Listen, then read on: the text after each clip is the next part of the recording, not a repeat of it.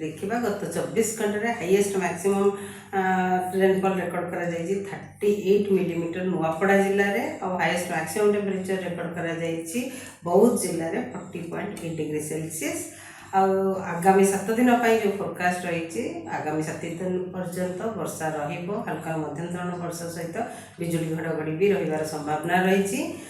आगामी 24 घंटा राज्य में अनेक स्थान में हल्का मध्यम धरण वर्षा होगा सहित बिजुली घड़घड़ी कुआपथर वर्षा ता सहित झटका पवन 50 ରୁ 60 किलोमीटर पर आवर आउ गोटे कि दुईटा स्थान में प्रबल वर्षा होगार संभावना रही। मयूरभंज केउंझर बालेश्वर भद्रक अनुगुल नयागढ़ गंजाम गजपति कोरापुट जिले में आउ प्रबल वर्षा गोटे कि दुईटा स्थान में होगार संभावना रही। भी रायगढ़ और मालकानगिरी जिले में ता सहित यही जिला गुड़ी को ऑरेंज वार्निंग दि जाइए और येलो वार्निंग दि जाइए जोटार कि वर्षा सहित बिजुली घड़घड़ी झटका पवन 40 ରୁ 50 किलोमीटर प्रति घंटा रही संभावना रही। जमीक केन्द्रापड़ा जगतसिंहपुर जाजपुर ढेंकानाल कटक खोर्धा पुरी सुंदरगढ़ झारसुगुड़ा बरगढ़ संबलपुर बौद्ध कंधमाल कलाहांडी और नवरंगपुर जिले में काली 16 तारीख भी अनेक स्थान में हल्का मध्यम धरण वर्षा रही संभावना रही।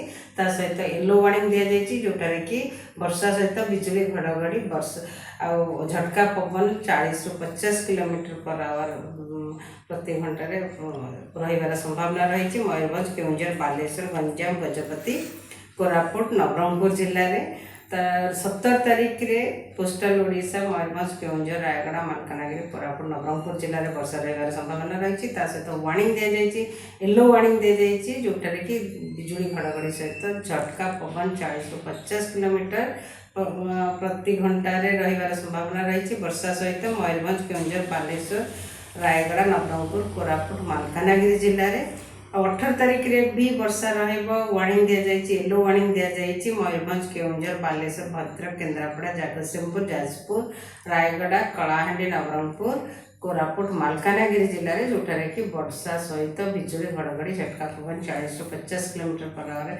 रही संभावना रही। 19 तारीख रे वर्षा सहित बिजुली घड़घड़ी झटका पवन 40 ରୁ 50 किलोमीटर पर आवर रही संभावना रही। जमीक मयूरभंज बालेश्वर कंधमाल रायगढ़ गजपति कोरापुट मालकानगिरी जिले में आ 20 तारीख रे 21 तारीख रे भी वर्षा रही संभावना रही। 20 तारीख mostly north coastal Odisha south coastal Odisha रे किछि जिला और साउथ इंटीरियर ओडिशा रे भी किछि जिले में वर्षा रही संभावना रही। और 20 तारीख 21 तारीख बेलू वर्षा परिमाण बहुत ड्रास्टिकल रिडक्शन रोटे कि दुईटा जिले में काँ भाँ जगार हो पाए जमीक मालकानगिरी कोरापुट जिले में गोटे कि दुईटा स्थान में हल्का मध्यम धरण वर्षा होगार संभावना रही। और तापमात्रा विशेष परिवर्तन होबार संभावना ना mostly normal to below normal वर्तमान तापमात्रा रही मैक्सिमम टेम्परेचर और एमती भी कंटिन्यू कर। नमस्कार।